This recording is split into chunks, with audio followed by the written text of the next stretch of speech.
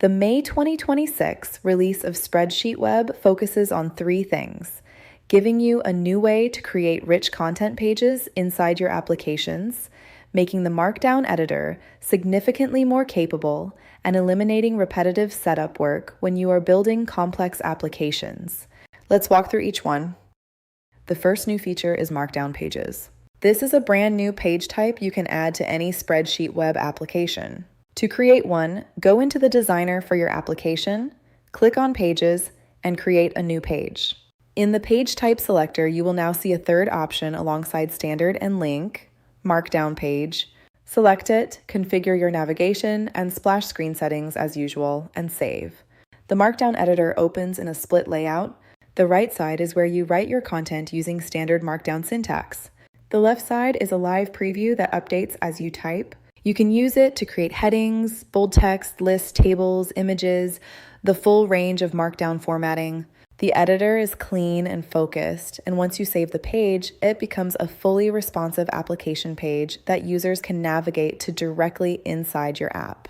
In the published application, the new page appears in the navigation bar alongside your existing pages. Users can switch between your standard spreadsheet-driven interface and the Markdown page seamlessly. It is a straightforward way to add documentation, onboarding guides, announcements, or any formatted content directly inside your application without relying on external systems.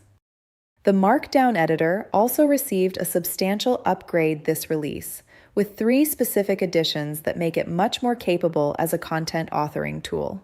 The first is stacked icons. You can now insert multi-layer icon combinations directly into your Markdown content. When you add an icon block and switch to the stacked option, you get full control over the number of layers.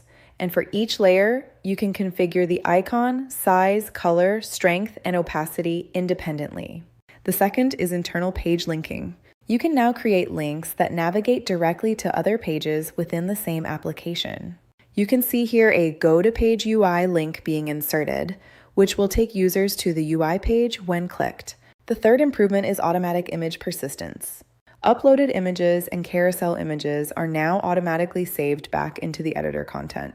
When you insert an image, it stays reliably embedded in your Markdown page without any additional handling. The third feature in this release is one that will save a significant amount of time for anyone building complex applications. SpreadsheetWeb now supports duplication across all the major application components. Starting in the Pages module, you can see the page list for this application. UI copy was created by duplicating the original UI page. The duplicate button now appears in the Actions column next to each page, and clicking it creates an exact copy of that page. The same capability is now available across print processes, Excel exports, email processes, scripts, and style sheets. This is particularly useful when you have applications with similar workflows, multiple document templates, or repeated automation patterns. Instead of rebuilding the same configuration from scratch each time, you duplicate an existing component and adjust only what needs to change. It keeps your application consistent and cuts down setup time considerably. That is everything in the May 2026 release. Markdown pages for rich content directly inside your applications, a significantly upgraded Markdown editor with stacked icons, internal page links, and persistent images, and duplication actions across pages, print processes, exports, scripts, and style sheets. The full release notes are linked in the description, along with the SpreadsheetWeb Help Center if you want to go deeper on any of these features. SpreadsheetWeb, where Excel meets web apps.